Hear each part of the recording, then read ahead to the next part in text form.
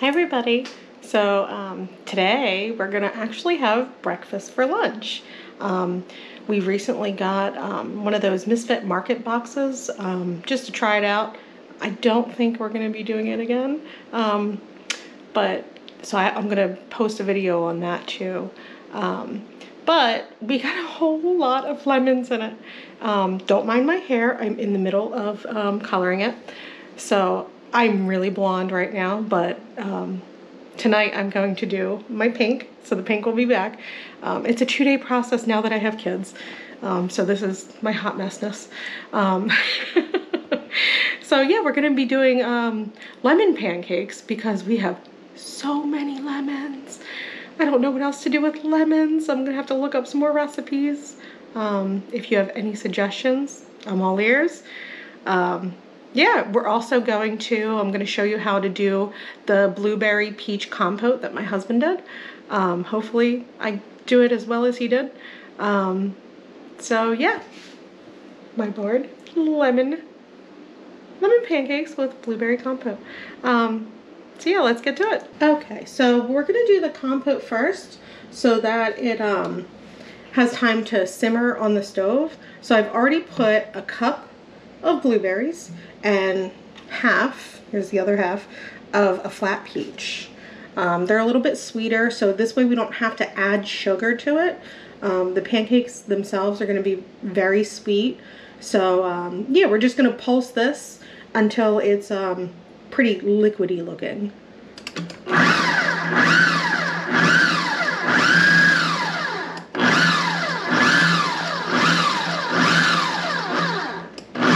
There's a few peaches in there that are not doing what I want them to.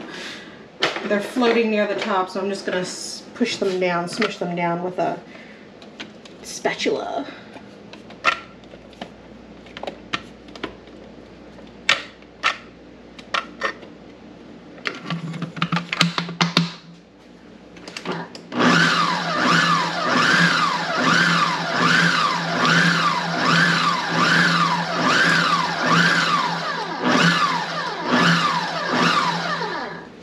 So now that that's mostly chopped up and everything, there's still little chunks in there. We're gonna stick it on the stove, and I'm gonna let it simmer on low heat, and I'll come back and show you the ingredients for the pancakes. Okay, so before I go over the ingredients, one of the ingredients is lemon juice, and I just wanted to show everyone how to get the juice out a lot easier.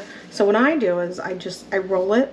I'm pressing pretty hard, and I just roll it on the counter. Now all of the produce has been washed. There is lemon zest in it as well, so you want to make sure that your lemons are nice and washed before you use them. But yeah, just a couple of times. And it makes it a lot easier, so we'll get the other fruit out of the way. So yeah, so you just cut it in half. And now to squeeze it in here, I don't worry about the seeds just yet. I'll show you why eventually when we get to that part. But yeah, and then it squeezes out so much easier because you've loosened up all of the, I don't know exactly what they call them, the pulp. So everything that holds the juice in there. So we're just going to squeeze. And I'm not really squeezing crazy terribly hard.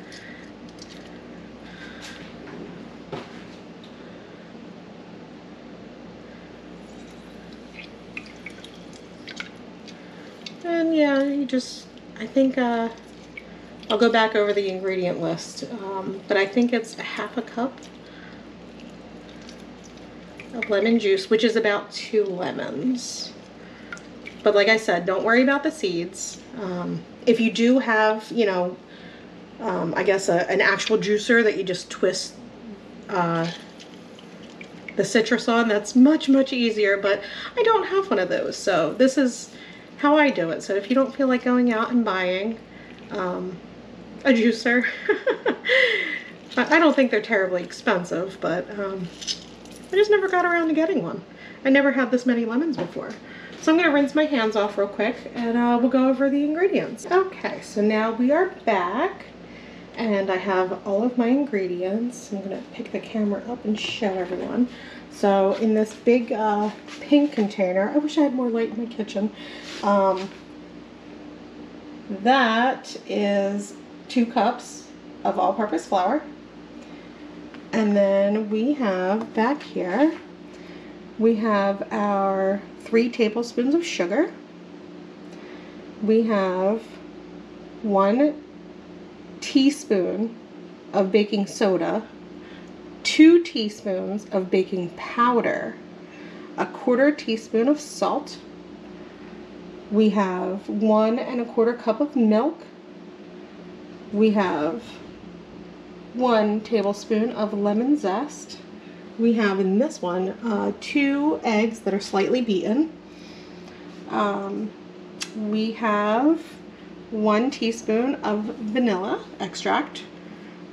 And we have 3 tablespoons of unsalted butter, melted and slightly cooled.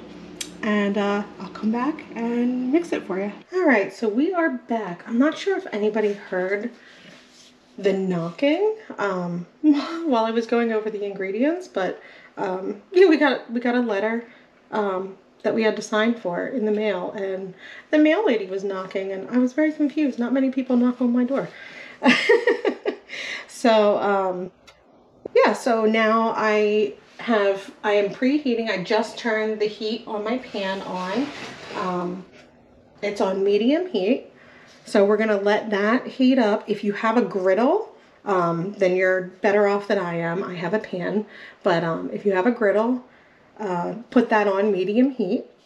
And then in our large bowl, we have our flour, and we are going to mix in the sugar.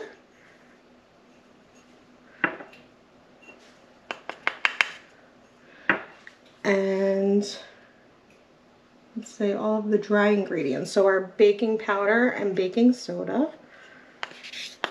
Sometimes it likes to stick in the bottom of these bowls, so I just scrape it out a little bit.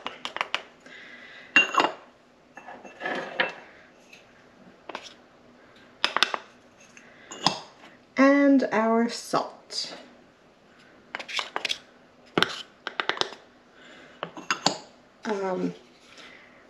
So one thing that I did not go over, so we're just going to mix this until it's nicely mixed up. One thing I did not go over, which I've done many times, is in the smaller bowls, especially the bowls that I have. I just did it today, which is why I'm telling you all. When you melt the butter, the best thing to melt the butter in is actually a coffee cup. And then you can pour it into, you know, whatever you want, or just keep it in the coffee cup. But these ceramic bowls get really, really hot really, really fast. And I exploded butter on the inside of my microwave. So I had to clean that up and realized, oh yeah, Alicia, don't forget, do it in the coffee mug. They're supposed to withstand a whole bunch of heat, and the sides are taller, so this way it's not going to explode everywhere. So once you get all your dry ingredients together, we're going to put our wet ingredients together. So we have our 2 beaten eggs, slightly beaten, and we are going to add our milk. And it says to whisk it together. So I'm actually going to grab the whisk, which I put in the sink after beating the eggs. All right, I'm going to wash that real quick and be right back. Okay, so I'm back with my whisk. I've poured the milk into the eggs. I'm just gonna stir that up just a little bit. We want to put our lemon zest, our vanilla, and our butter. So all the wet ingredients can go in now. But do not put the lemon juice in just yet. That will curdle the milk.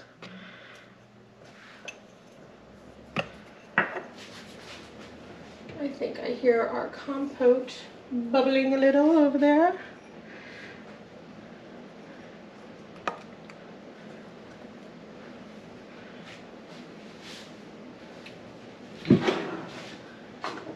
Get another little scraper and scoop this in. Yeah, so you want your butter cooled, not cold, but cooled,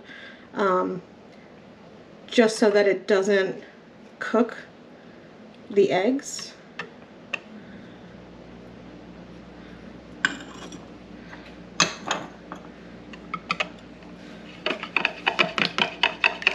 We're just gonna whisk this together.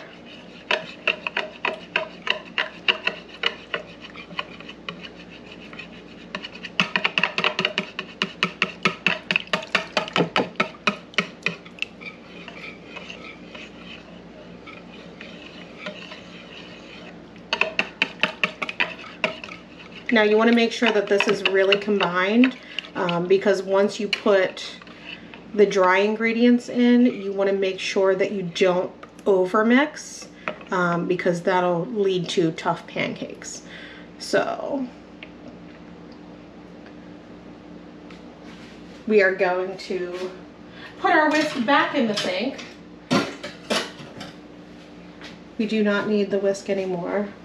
And we're just going to add the dry ingredients to the wet ingredients.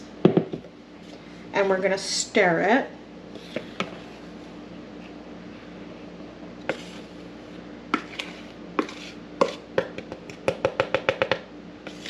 That's why it's important to make sure that both of your ingredients are mixed separately. I'm just going to push it in there a little bit, and then we're just going to kind of fold it in a little until it's mostly incorporated. So yeah, the more that you mess with the batter, the tougher the pancakes are going to be. They won't be so fluffy and light. It's okay if they're a little lumpy, but you want to try to avoid the lumpiness. Now, you can use your KitchenAid mixer. For pancakes, I really prefer to do it by hand, only because I don't want it to get overmixed. And sometimes with the KitchenAid, I might let it go a little bit longer because I can't see what I'm doing.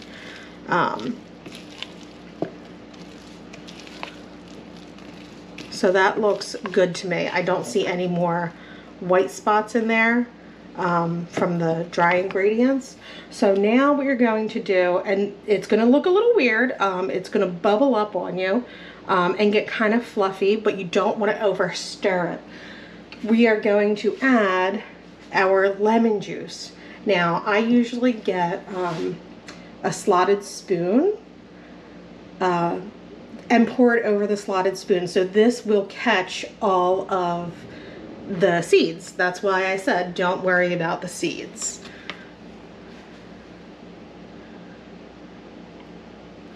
See how it's catching the seeds? Now if I go a little bit too fast, the seeds might overflow. And you can use a different slotted spoon, you know, if you have really, really super tiny seeds, which it looks like there are a few tiny seeds in here. Most of them stayed at the bottom, but yeah, so that's why I say don't worry. There is one little seed that I see in there. That's why I say don't worry about the seeds. You can pull them out beforehand. It doesn't really matter. So now we're just going to fold this in.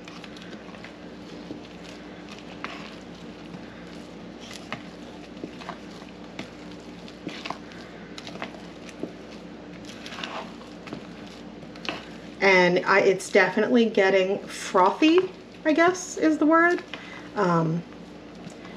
which is exactly what it's supposed to do. You don't want to overmix it, like I said. I think I'm going to push down the sides, just so that we don't end up over mixing, just trying to get everything off the sides.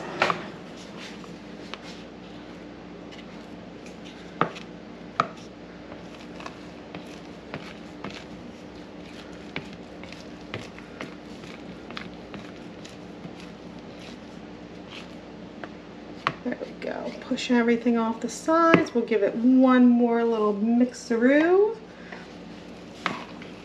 or foldaroo.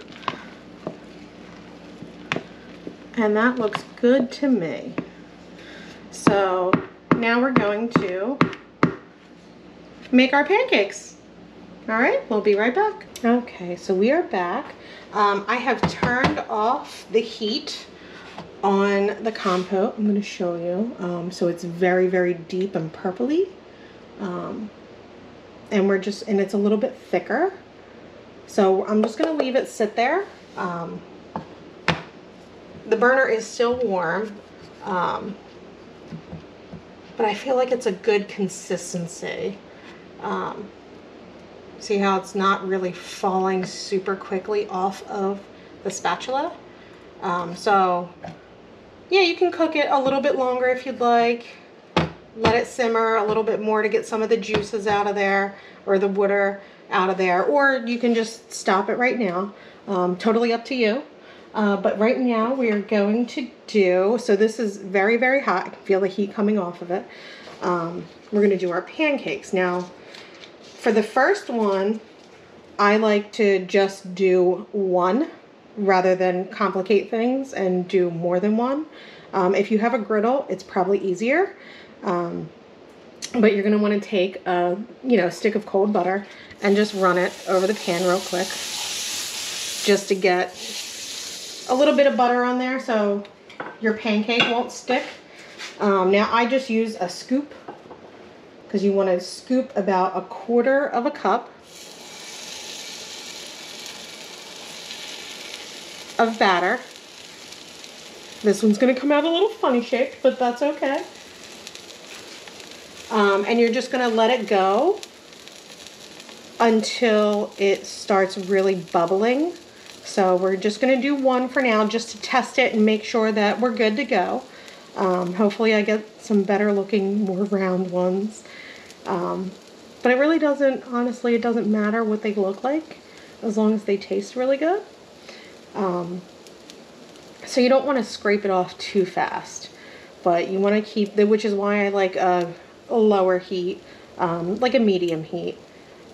On my electric burner, I am exactly on medium, but you're gonna wait until you see a lot of bubbles, either on the top or on the sides. So I can see it's starting to cook right around the sides here, but it's still not bubbling yet. I'm seeing a little bit of bubbles over here, but it's not super, super bubbly.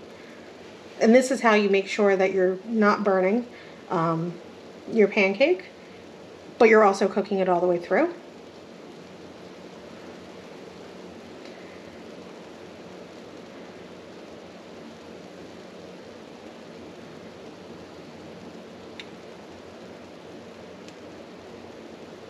And now I test it, see if it moves. So I'm gonna flip it now. I burned it a little bit, which is okay. That's why I only do one at a time. Just to make sure. So I'll probably end up eating this one, which is totally fine. I went probably 30 seconds, a little too long. Pancakes are a little on the tougher side, so I'm going to turn the heat down just a touch.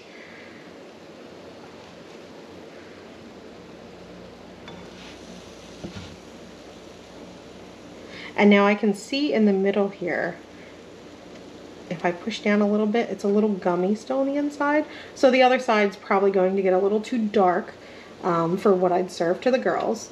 But like I said, I will eat this one. It's totally fine. This is a new batter that I have not worked with yet. It's a little bit thicker in consistency. And cooking is all just trial and error, isn't it?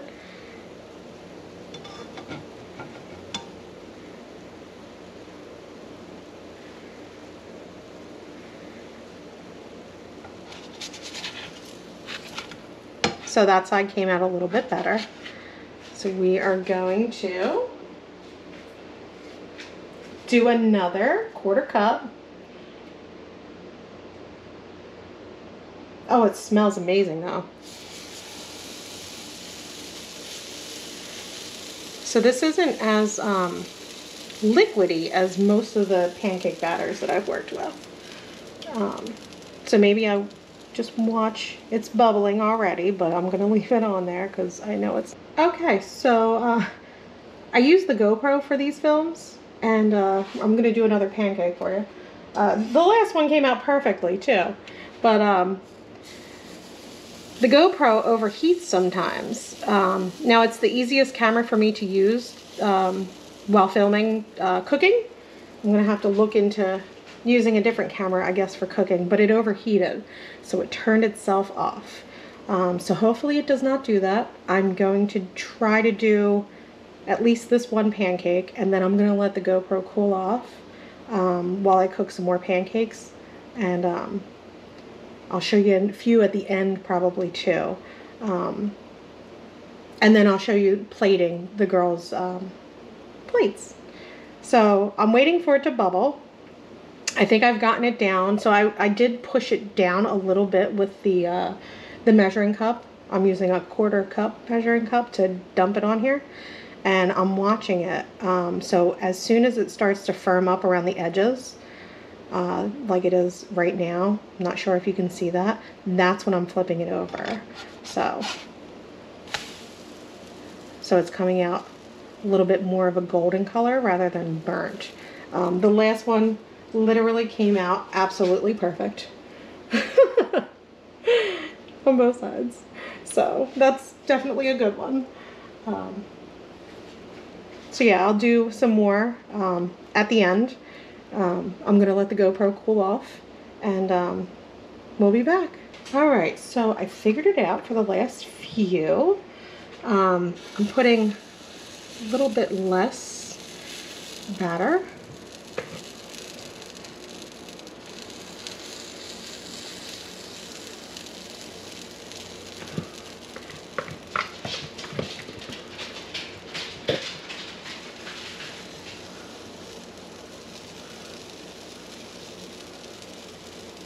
And that's the end of the batter. So I'm putting a little bit less batter in there. Like I said, this is definitely a different consistency than regular pancakes. It's a lot, I want to say, like frothier, fluffier. I'm not exactly sure the correct term here. But yeah, so I'm just waiting for it to bubble. So they're starting to bubble now. So I'll give them a few more seconds and we'll flip them. Once they bubble, we flip them over and they're pretty good. So they're coming out, you can see, a lot more golden.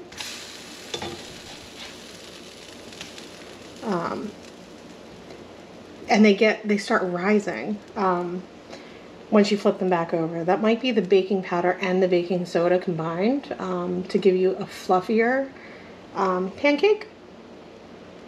So I'm excited to see the girls try these. I will definitely put that link in the description. So yeah, we'll let these finish up and put them on the plate. So you can see the edges. Not sure if you can see that. I'm gonna put the camera over top of the pan. So you can see the edges right here are starting to really get kind of bubbly. And that's how you know the other side is also done.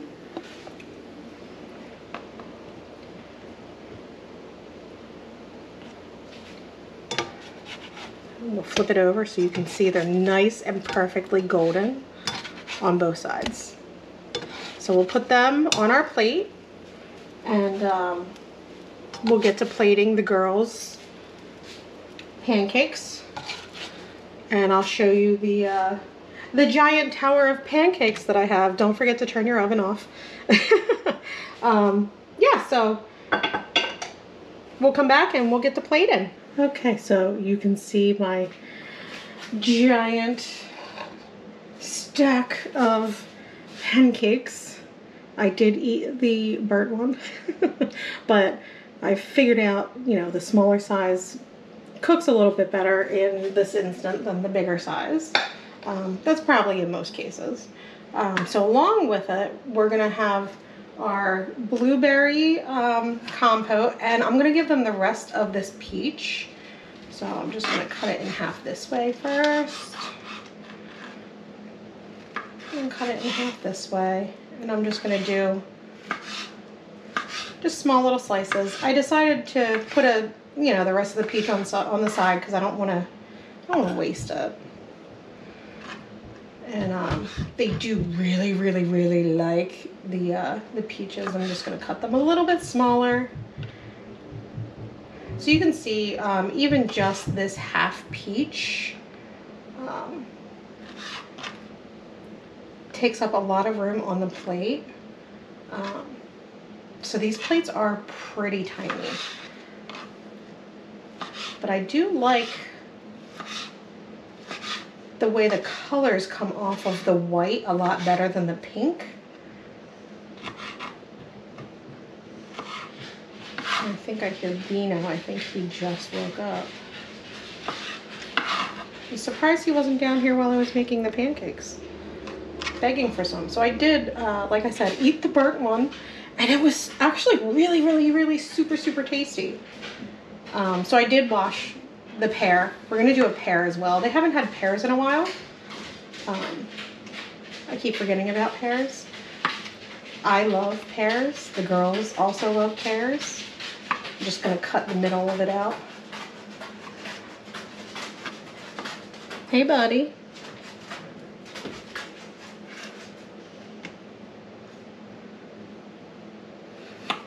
I might not put this whole pear on their plate. I think I'm probably going to eat the other half of it. I don't want to give them too much fruit. Although I don't think there can ever be too much fruit. This pear is also very, very, very soft right now. It is definitely very ripe and ready to eat. Bino decided just to lay down because I'm not giving him any of the food. So I wonder if they're going to be confused by the colors. This pear has a little bit of the redder flesh on it. So it kind of looks a lot like the peach. I'm only going to give them one pancake to start.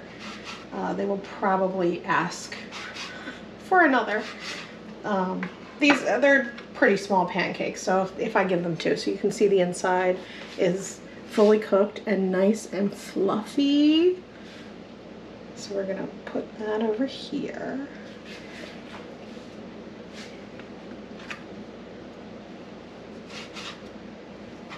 I guess I should have timed the pancakes on how long I cook them, but I just do it all by eye. That one didn't cut all the way. There we go. Yeah, I do it. A lot of the cooking that I do is visual. When I see something boiling or bubbling, I know it's done. When I see, what I know I'm supposed to see, that's why I was trying to show you the bubbliness. I hope the camera picked that up.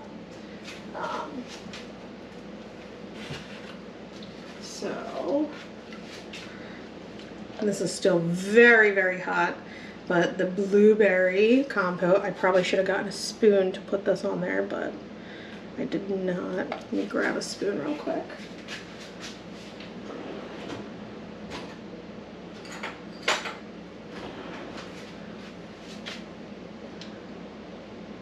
I'm going to try to do this right-handed so that I'm not blocking the camera.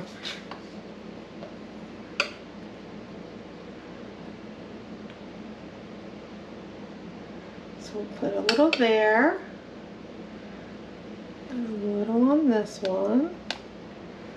And by the time they come down to eat, this will be cooled off on their plates. It will not be so steaming hot. I'm going to put a little bit on the end of their pancake, just on a few pieces.